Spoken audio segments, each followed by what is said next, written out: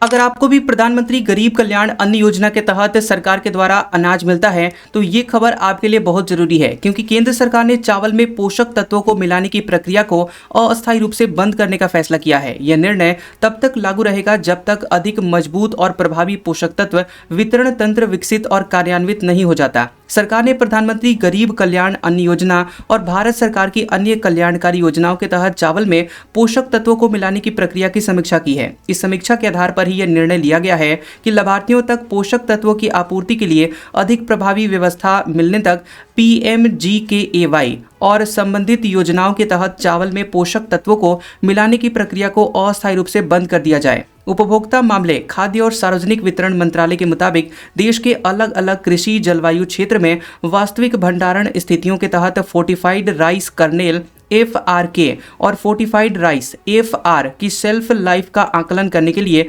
सरकार की ओर से IIT खड़गपुर को काम सौंपा गया था। रिपोर्ट में निष्कर्ष निकाला गया कि नमी की मात्रा, भंडारण की स्थिति, तापमान, सापेक्ष आर्द्रता और पैकेजिंग सामग्री जैसे कारक FRK और FR की स्थिरता और शेल्फ लाइफ को महत्वपूर्ण रूप से प्रभावित करते हैं। रिपोर्ट्स में यह भी कहा गया कि लंबे समय तक भंडारण और नियमित रखरखाव के दौरान इनमें सूक्ष्म पोषक तत्वों की कमी और शेल्फ लाइफ में गिरावट आने की संभावना रहती है और इसी कमी के कारण प्रभावी शेल्फ लाइफ अपेक्षा से कम हो जाती है, जिससे अपेक्षित पोषक संबंधित लाभ सीमित हो जाते हैं। खरीद की मात्रा और वार्षिक खपत को ध्यान में रखते हुए चावल 2 से 3 साल तक भंडारण में रहता है। PMGKAY और अन्य कल्याणकारी योजनाओं के तहत 372 लाख मीट्रिक टन के वार्षिक आवंटन के मुकाबले केंद्रीय भंडार में कुल उपलब्धता 674 लाख मीट्रिक टन होने का अनुमान है, जिसमें KMS 2025-26 से प्राप्त होने वाली रसीदें भी शामिल हैं। इन निष्कर्षों को देखते हुए यह निर्णय लिया गया कि जब तक अधिक मजबूत और प्रभावी पोषक तत्व